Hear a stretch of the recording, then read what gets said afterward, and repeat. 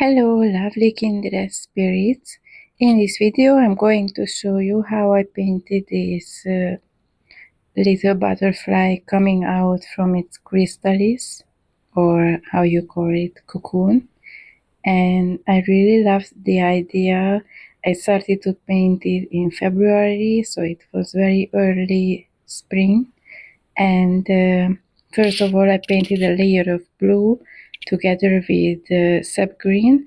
I like to create more of an illusion of a background with more different colors instead of just using one. And then I used cadmium red with quinacridone burnt orange to give a very light layer for the wings. Then I started to create these little reflections on the cocoon since it was a very light color.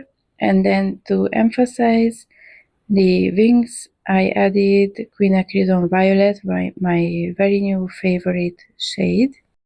And then a branch is colored with quinacridone burnt scarlet. These two new additions are my very two new favorites from the quinacridone family. I love everything about quinacridones.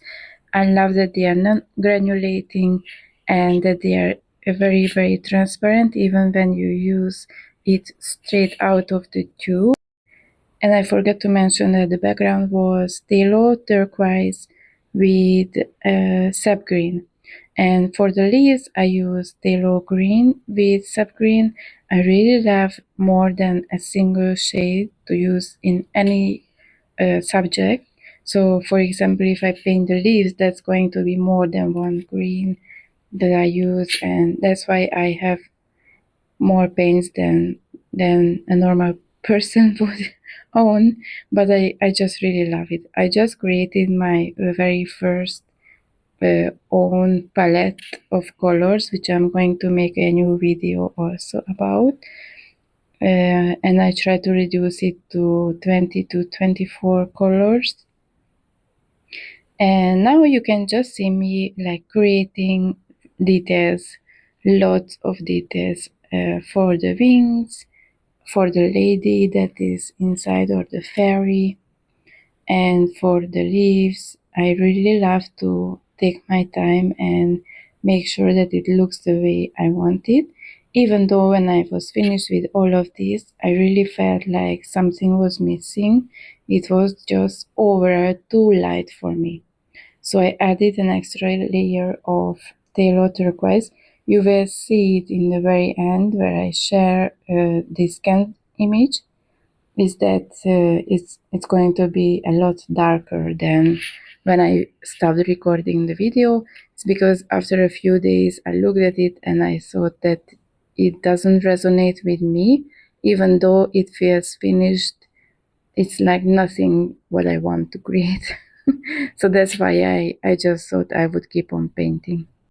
As you can see right here, the veins of the wings are very like abstract, and I just made it up as I went. It doesn't even resemble a real butterfly. And here, what you can see is that to the edges of the paper, I added rose of ultramarine. Now that's a granulating watercolor shade that I adore. I love it. I use it in almost all of my recent paintings.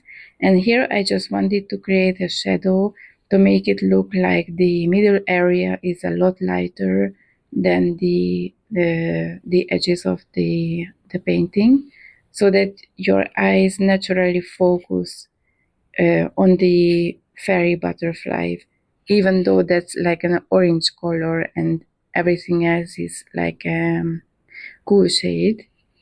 I wanted to even further emphasize that feel. Here you can already see that I keep going darker and darker, but I was still not very happy with it, and I made the risky decision to paint it once more after everything was done. It was because I wasn't happy and I thought the paper might not be able to hold so much water and paint, but thankfully it did. It looks amazing in the end. It very much looks like what I imagined that I would paint.